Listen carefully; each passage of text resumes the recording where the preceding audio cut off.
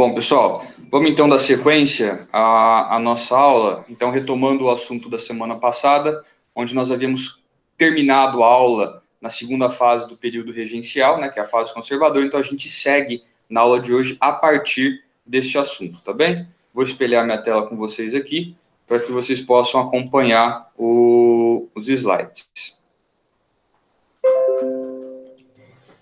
Vamos lá. Se alguém tiver algum problema, tá, ou quiser perguntar alguma coisa, eu vou pedir para me mandar por áudio, tá certo?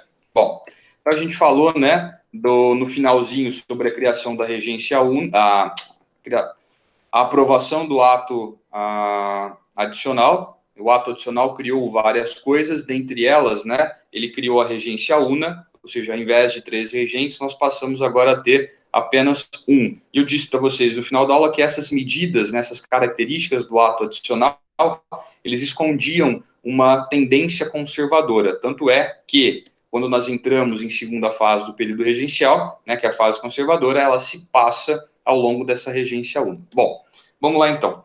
Nessa fase, qual fase? Na segunda, que nós chamamos de fase conservadora, aqueles grupos políticos que surgiram lá atrás, no início do período regencial, se transformam nos primeiros partidos políticos brasileiros.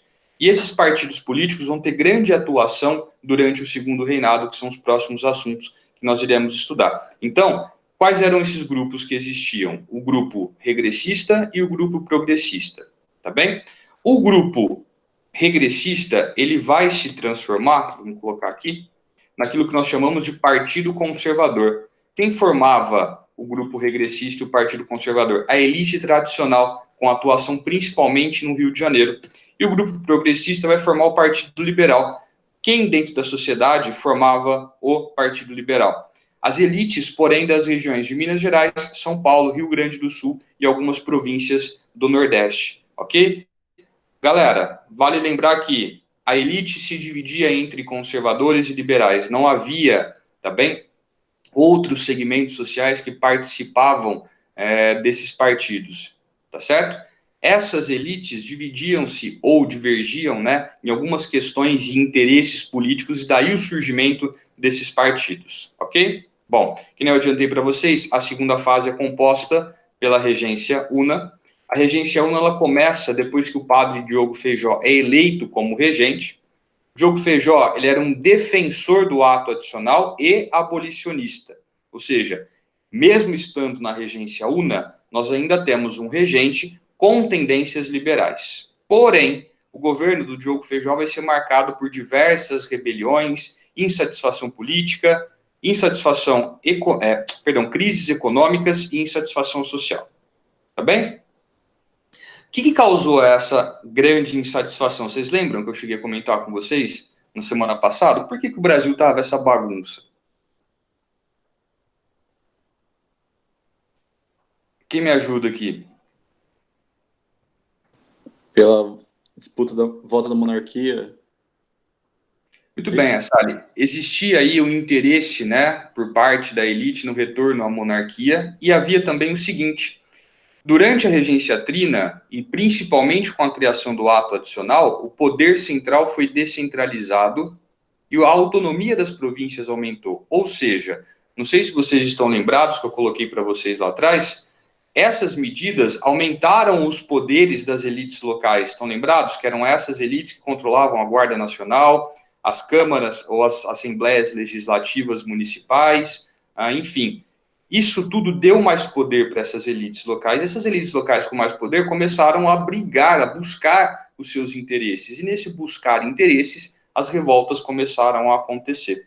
Então, a partir de agora, os conservadores vão olhar para o Feijó e vão dizer o seguinte: ó, tá vendo o que as medidas liberais fizeram? As medidas liberais deram mais poder para as províncias, para as elites locais, né, em cada uma delas. Isso levou às revoltas que a gente está tendo que controlar agora. O que vocês acham que vai acontecer com o Diogo Feijó? Vai cair. Ele vai cair, muito bem. Tá certo? Ô, João, pode falar.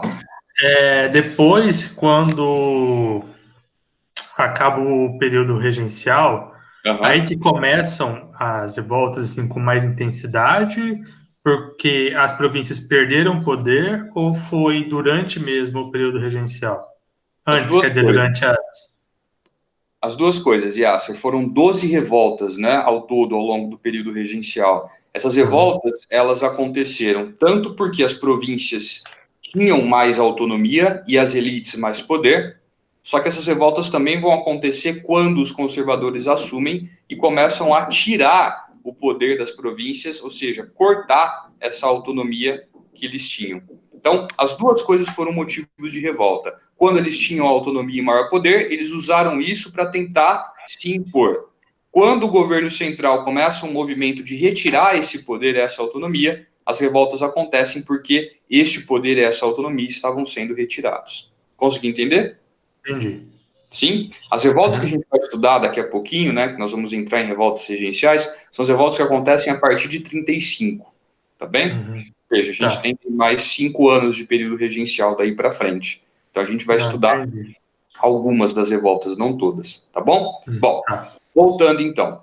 Assim como vocês acabaram de me dizer, o Diogo Feijó, em 1837, ele vai renunciar, ele caiu, porque ele não deu conta de suportar, né, a pressão que estava sendo exercida sobre o governo dele, e com a renúncia do Diogo Feijó, quem assume é um cara chamado Araújo Lima. Diferentemente, tá, do Feijó, o Araújo Lima, ele tinha uma postura conservadora, tá certo? Então, por isso que a gente fala que a regência una, ela marca a segunda fase, que é a fase conservadora, tá bem? O Araújo Lima foi o último dos regentes que o Brasil teve, e o governo dele ele vai ser marcado, que nem eu acabei de dizer, pela anulação das medidas tomadas pelos regentes anteriores, ou seja, ele vai trabalhar para acabar com a autonomia das províncias e recentralizar novamente o poder. Dentre essas medidas que ele tomou para atingir esse fim, a gente destaca, então, a criação da Lei Interpretativa do Ato Adicional. O que é a Lei Interpretativa do Ato Adicional, galera? Ela basicamente vai anular tudo aquilo que o ato adicional havia feito. Então, a gente começa destacando a suspensão da autonomia das províncias, a concentração das decisões judiciárias no Judiciário Central, né? Então, aquele Código de Processo Criminal, ele vamos colocar assim, anulado, tá bem suspenso. Submissão das guardas nacionais aos delegados esses que eram nomeados pelo poder central, ou seja, cada vez mais retirando o poder das elites locais. O poder moderador é reestabelecido, tá bem? Este poder moderador havia sido suspenso lá na regência trina provisória, tá certo? E aí, galera, acontece o seguinte, quem que eu acabei de falar que perdeu o poder? Quem estava no poder e perdeu esse poder para os conservadores? Feijó. O Diogo Feijó. O Diogo Feijó era de qual daqueles dois partidos que a gente colocou?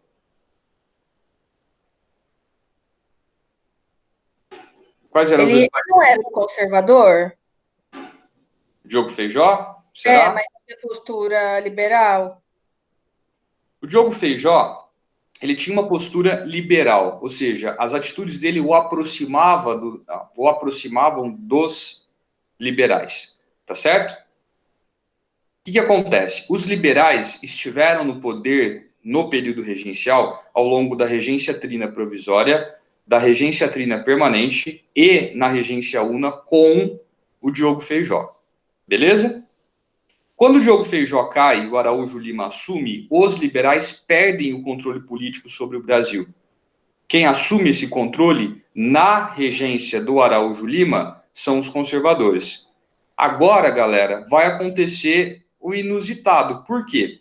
Fora do poder, esses liberais vão caçar um jeito de conseguir retornar ao poder. E o único jeito que eles tinham para conseguir isso, dentro de um período regencial, qual era? O que estava faltando na política brasileira? Dom Pedro II? Dom Pedro II, perfeito. O que os liberais vão fazer? Eles começam a se aproximar do Dom Pedro II. Olha a incongruência que a gente tem aqui. A gente tem políticos de postura e atitudes liberais aproximando-se do futuro imperador. A figura do imperador em si, ela já era a representação do conservadorismo político.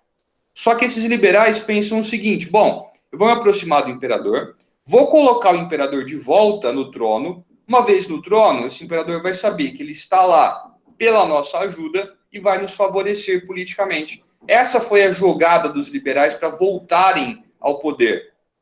Por um curto período de tempo deu certo essa estratégia, tá? Mas a gente vai ver logo no comecinho do segundo reinado que não vai dar tão certo quanto eles queriam. Então, o que os liberais brasileiros começam a fazer? Eles se aproximam do imperador e criam um negócio chamado de Clube da Maioridade. O que era o Clube da Maioridade? Ele tinha por objetivo antecipar a maioridade do Dom Pedro II, do Dom Pedro, né, para que ele pudesse ser coroado. Tá vendo? Conseguiram entender até aqui? Hein, galera? Sim. Entendi. Sim? Tá. Vamos continuar, então. O que eles alegaram para poder fazer isso? Eles disseram o seguinte, ó, o Araújo Lima assumiu o poder, as revoltas não acabaram, pelo contrário, as revoltas continuaram e se intensificaram, ok? Essa manobra de retirar a autonomia das províncias e de centralizar o poder de novo está fazendo com que essas revoltas que acontecem a partir, né, da regência una, vamos colocar assim, elas têm um caráter separatista, nós vamos ver.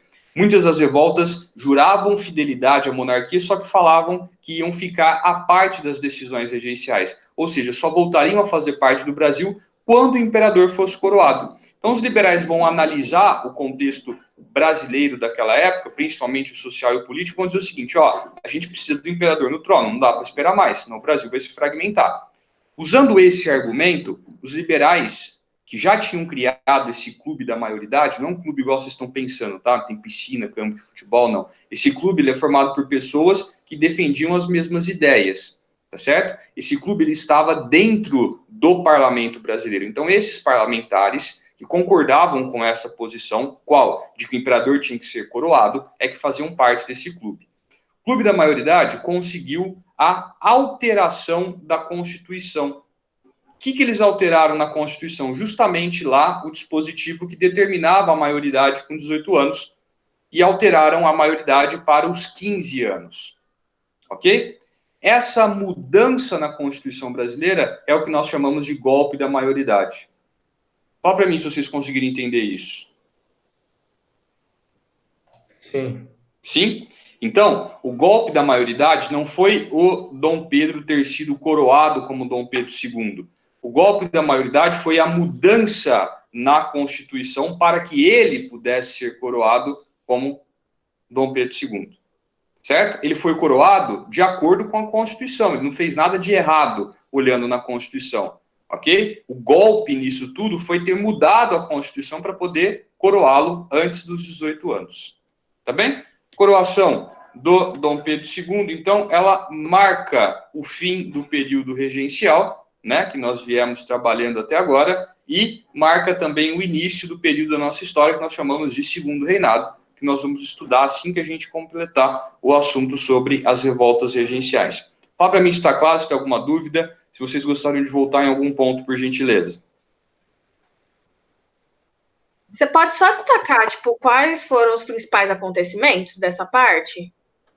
Do período regencial? Sim. Então vamos lá, ó, voltando. O período regencial começa com a abdicação de Dom Pedro I. Num primeiro momento, nós temos a formação de tendências políticas, os restauradores, liberais exaltados e liberais moderados. Tá bem?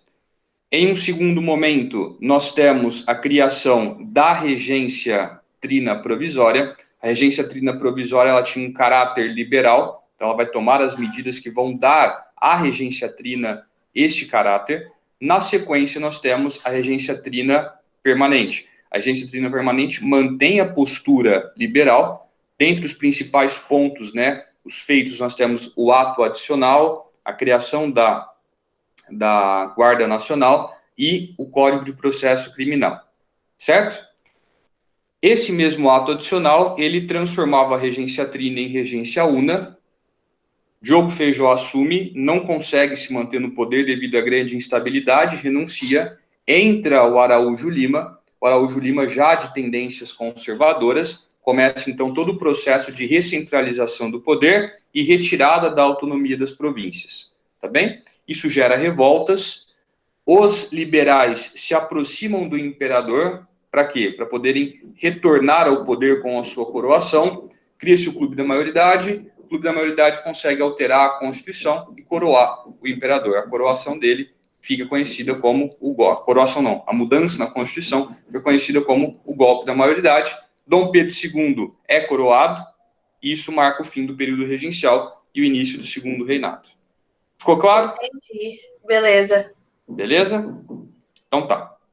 Povo, posso entrar em revoltas regenciais? Ô, João, qual que era a Constituição em vigor que eles mudaram? A de 1824. Aquela mesma que foi imposta, né? Foi outorgada pelo Dom Pedro I. Beleza?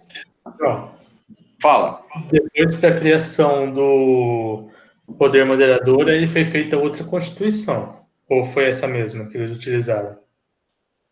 Então, Yasser, lá no primeiro reinado, havia uma Assembleia Constituinte com o objetivo de criar uma nova Constituição, de criar uma Constituição para o Brasil. Só que essa Assembleia, a Constituição que eles iam criar era a famosa Constituição da Mandioca, lembra? Uhum. Essa Assembleia foi dissolvida pelo imperador porque ele estava preocupado que a Constituição iria limitar os seus poderes. Então, ele dissolve a Assembleia e outorga uma Constituição, que é a Constituição de 1824. Essa Constituição ela continua em vigor ao longo do período regencial, com essas mudanças feitas pelos regentes. Quais? Ato adicional, lei interpretativa do ato adicional e a antecipação da maioridade do Dom Pedro. Entendi. Consegui entender? Aí no segundo reinado, né, que eles vão fazer outro, então. Então, essa Constituição, ela vai vigorar até 1800, até o comecinho da República, né? Até 1891, quando é feita a primeira Constituição republicana do Brasil. Ah, tá. Tá? Entendi. Tá. Prevalece ao longo do segundo reinado a Constituição de 1824, óbvio, tá? Mudanças foram feitas. Okay? A Constituição era essa ainda. Aí, só em 1891, que a Constituição de 24 é anulada, e eles criam uma Constituição republicana. A primeira Constituição republicana. Entendi. Fechou?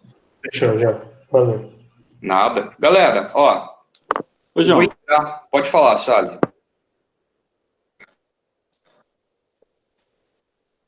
Mas, tipo assim, a de 24, eu achei que ela tivesse sido mudada. Ela só foi alterada, mas ela continua a mesma. Isso, ela continua em vigor, ela só foi alterada, exatamente isso. Ah, entendi. Consegui entender? Pessoal, vocês entenderam isso? Sim ou não? Sim? Então tá, vamos dar sequência aqui então. Ó, eu vou começar revoltas regenciais, mas provavelmente nós não iremos conseguir terminar esse assunto. Provavelmente não, né? Com certeza a gente não vai conseguir terminar esse assunto. Então, eu vou iniciar e aí a gente retoma esse assunto na semana que vem, tá? Na nossa aula da semana que vem. Então, vamos lá. Revoltas regenciais. O que eu vou destacar para vocês dentro desse assunto? Primeira coisa, essas revoltas, elas são paralelas e simultâneas a esses eventos políticos que nós descrevemos até agora. Tá bem? Não pensem vocês que os eventos políticos aconteceram e depois vieram as revoltas. Não. Enquanto aqueles eventos políticos estavam rolando, quais eventos políticos? Transição da regência trina provisória para permanente, a criação das guardas nacionais, a criação do Código de Processo Criminal, a criação do ato adicional, a transição da regência trina para a regência una, a renúncia do Diogo Feijó, o governo Araújo Lima, enquanto tudo isso estava rolando na política, paralelo a isso, nas províncias brasileiras, as revoltas estavam acontecendo. Beleza? O que a gente fala sobre as revoltas? Ao longo do período regencial, igual eu já adiantei para vocês no comecinho da aula, aconteceram 12 rebeliões, foram 12 revoltas. Nós não vamos estudar todas as revoltas, tá certo? A gente vai estudar aquelas revoltas que aconteceram a partir de 1835, ok? Bom, quando que essas revoltas começam a eclodir? Elas começam a eclodir né, um grande número delas, na segunda fase do período regencial, quando o Araújo Lima começa aquele movimento de centralização do poder e de retirada da autonomia das províncias, tá bem? A instabilidade provocada por essas revoltas é o que acelerou a coroação do Dom Pedro II, que nem eu adiantei para vocês lá atrás, foi toda a instabilidade e a ameaça de fragmentação territorial que elas trouxeram, que fez com que eles criassem o Clube da Maioridade e discutissem a antecipação da maioridade do Dom Pedro II, fizessem isso e coroassem ele antes dele ter 18 anos. Fala para mim se vocês conseguiram entender o contexto dessas revoltas que a gente vai estudar.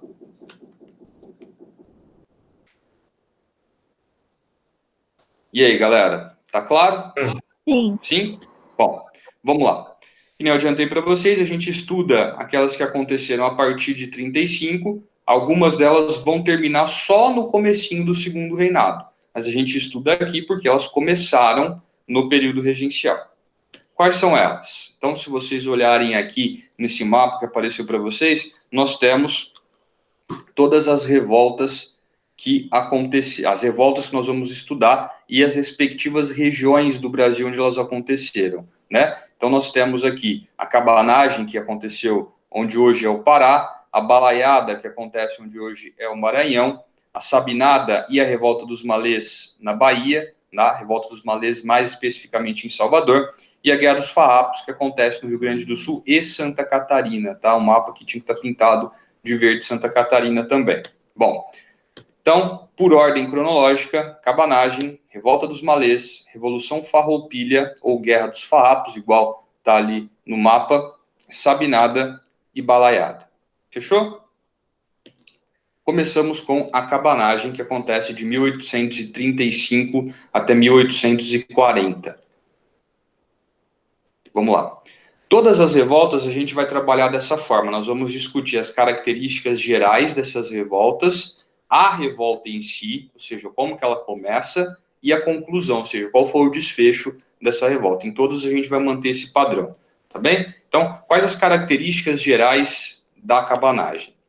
A primeira delas, que nós vamos destacar, e em todas as outras também, é a região. Então, acontece no Grão-Pará, hoje, né, Pará, região norte do Brasil. O nome do movimento cabanagem, ele é um nome pejorativo que foi atribuído. Galera, a história é escrita pelos vencedores, principalmente os fatos mais antigos, tá? Quando não se tinham meios para se registrar os acontecimentos, os derrotados não tinham voz nem vez nesses registros, e esses registros acabavam sendo feitos por aqueles que venceram, ok?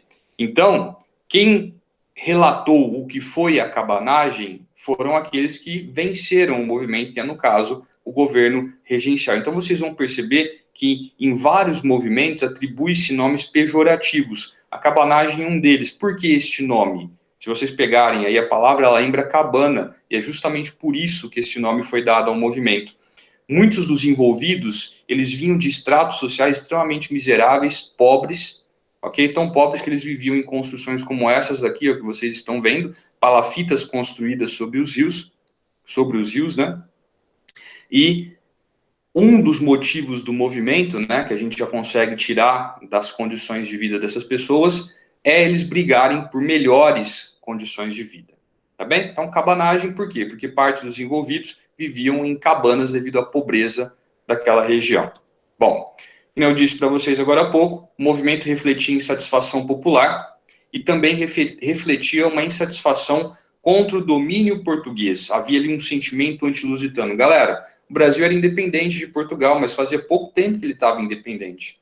Os portugueses ainda tinham muita influência na política das províncias e principalmente na economia. Okay? Então, criou-se na região do Grão-Pará, na época do período regencial, um sentimento de aversão ao português, né? Um sentimento antilusitano, e isso é parte daquilo que levou à revolta.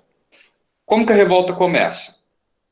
Ela teve a participação de diversos setores da sociedade, todos esses setores contra o governo regencial, porém cada um deles por motivos diferentes. Então nós temos aqui a elite, que estava interessado em conseguir maior participação política na província. E as camadas populares, que nem nós já comentamos, que exigiam melhores condições de vida. Então foi um movimento amplo, abrangente. É óbvio que a grande maioria da população era formada pelas camadas mais populares, uma minoria pela elite, daí eles terem chamado o movimento de cabanagem. Só que o envolvimento da elite e das camadas populares aconteceu por motivos diferentes, que nem eu coloquei agora para vocês. Tá bem? Fala para mim se até aqui vocês estão entendendo, povo. Sim. Sim? Então vamos seguir. Bom, em 1835, a revolta eclode, os envolvidos capturam e executam o governador da província do Grão-Pará e assumem o controle desta província, governando a partir da capital, Belém. Bom, uma vez no governo, esses que estavam envolvidos no movimento formam uma espécie de governo revolucionário. Esse governo revolucionário declarou-se fiel à monarquia, porém afastado das decisões políticas da regência. Foi o que eu comentei com vocês lá atrás, no finalzinho da aula, sobre os aspectos políticos do período regencial. Em muitas revoltas, vocês vão observar essa característica, tá? Somos fiéis à monarquia, porém não queremos mais ser governados pelo governo regencial, tá bem? Qual foi a conclusão deste movimento? Os líderes, tá, provenientes de estratos sociais bastante distintos e com interesses distintos, eles não conseguiam chegar em um consenso. A falta de consenso levou a assassinatos entre esses líderes, a disputas pelo poder, ok? Até que um desses líderes, chamado Eduardo Angelim, ele assume o controle do movimento depois que ele invade militarmente e ocupa Belém. Uma vez no poder, o Eduardo Angelim promove expropriações de terra, armazéns e estoques de alimentos que foram distribuídos, né, para a população mais pobre. E o governo regencial, com a ajuda de mercenários ingleses e, óbvio, do exército brasileiro, ele consegue, depois de muita resistência, vencer os cabanos e colocar fim ao movimento. Conseguiram entender? Quando fala dos líderes, é só elite, né? Ou tinha camada popular Oi? também? Os líderes, eles eram provenientes das camadas populares e da elite, só que eles não conseguiam chegar em um consenso sobre o que fazer e como. Eles tinham interesses muito distintos. Essa divergência de interesses entre os líderes do movimento levou a assassinatos, a golpes, até que esse Eduardo Angelim consegue tomar o poder no movimento. Só que todo esse desentendimento entre os líderes do movimento enfraqueceu, tá, o próprio movimento. E esse movimento enfraquecido abriu a brecha para que o governo regencial, com a ajuda de mercenários ingleses, conseguisse sufocar a revolta. Conseguiu entender? Uhum. Sim. A cabanagem foi um dos movimentos, né, uma das revoltas mais sangrentas do Brasil, né, durante o período regencial. Ela teve um saldo final de 30 mil mortos. Se a gente considerar a população da época, nós vamos perceber que percentualmente um percentual bastante alto, né, da população. Enfim, essa violência se deve ao fato de eles terem conseguido tomar o poder, tá bem? Terem conseguido se organizar e, mesmo enfraquecidos, ainda terem conseguido exercer uma oposição muito grande à retomada do controle pelo governo regencial. Tá certo? Povo, dúvidas e perguntas até essa parte? Fala para mim. Não. Não? Tá. Pra mim tá tudo tranquilo. Tá certo. Vocês têm plantão agora na sequência, né? Hoje não tem, acho. Mas vocês têm aula depois dessa nossa? Não. Não? É a última aula? Isso, é a última. Tá. Podemos combinar o seguinte, então, para a semana que vem, aí eu converso com a coordenação para ver se é possível, tá? Por isso que eu não vou fazer hoje. A gente pode fazer 2 aulas, aí eu termino revoltas do período regencial e já entro em segundo reinado, para a gente não ficar atrasado? Pode sim, João. Pode ser? Então tá, vou combinar com vocês, depois eu vejo com a coordenação se é possível, e aí na aula da semana que vem, eu já falo, ó, pessoal, deu certo ou não deu certo. Ok? Então a gente volta na semana que vem a partir daqui, Revolta dos Malês. Fechou? Ok. Beleza. Pessoal, muito obrigado, então, pela atenção de vocês. Obrigado pela paciência, pela participação. Ok? Então, na semana que vem a gente volta, ficha 10, aí a gente já entra em segundo reinado, só que antes a gente termina as revoltas do período regencial. Tá bem? Beleza, João. Beleza. Beleza, Valeu, João. então, galera. Grande abraço para vocês. Muito obrigado. Até Boa mais. semana. Falou. Até mais. Falou. Tchau, tchau. Tchau, João. Obrigado. Valeu. Obrigado.